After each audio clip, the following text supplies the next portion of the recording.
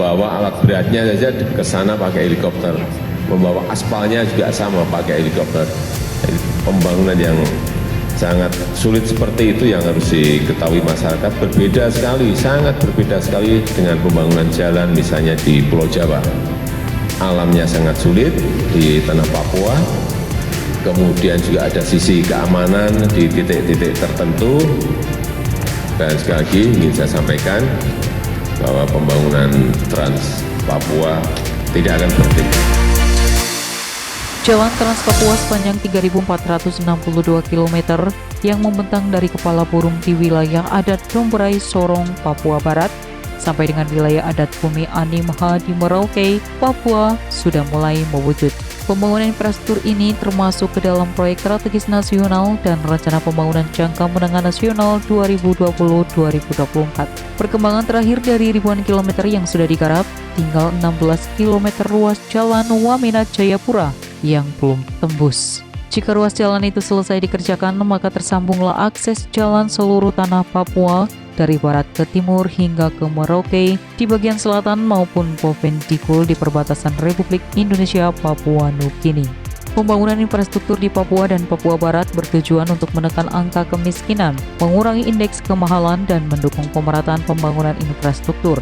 Adanya jalan Trans Papua diharapkan membuka keterisolasian wilayah dan meningkatkan konektivitas antar kabupaten atau kota. Berdasarkan catatan Kementerian PUPR hingga pertengahan 2021, jalan yang sudah ditembus sepanjang 3.446 km. Masih tersisa 16 km jalan yang belum tembus. Secara rinci, kondisi jalan yang sudah teraspal sepanjang 1.733 km dan belum teraspal 1.712 km. Panjang jalan Trans Papua di Provinsi Papua mencapai 2.902 km. Selain itu, Kementerian PUPR juga membangun jalan perbatasan di Papua dengan total panjang 1.028 km. Saat ini, sepanjang 931 km telah tembus dengan kondisi 756 km teraspal. Beberapa waktu lalu, Menteri PUPR Basuki Hadimulyono sempat menyoroti pengerjaan jalan Trans Papua yang masih terkendala faktor keamanan. Padahal, ia menilai kehadiran jalan nasional tersebut bakal membuat harga bahan pokok di tanah Papua lebih terkendali. Kita tahu semua dari segi keamanan, ada wilayah yang belum kondusif. Itu harus tembus sampai Wamena. Kalau tidak, bakal terus mahal harga bahan pokok di sana, ungkap Menteri Basuki. Di samping itu, Menteri Basuki pun mengingatkan kontraktor untuk berhati-hati dalam membangun jalan Trans Papua agar tidak merusak saat melintasi hutan lindung. Sejumlah ruas jalan tersebut melewati wilayah Taman Nasional Lawrence yang luasnya 2,5 juta hektar, serta membentang dari Kabupaten Jaya Wijaya, Mimika, Asmat, Yakuhimo, dan Puncak Jaya.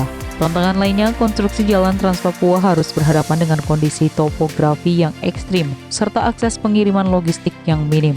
Menteri PUPR menilai kondisi demikian membuat ongkos pengiriman alat konstruksi proyek Jalan Trans Papua melambung.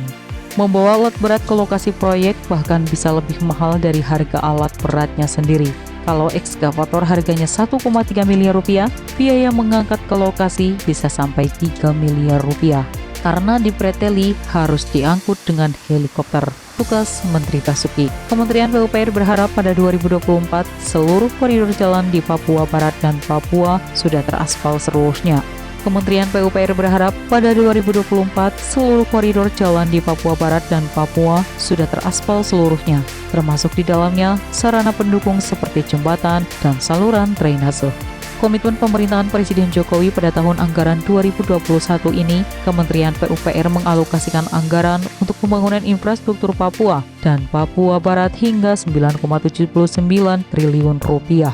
Anggaran sebesar itu dibagi untuk Provinsi Papua sebesar 6,12 triliun rupiah, yang akan digunakan untuk bidang sumber daya air sebesar 670 miliar rupiah.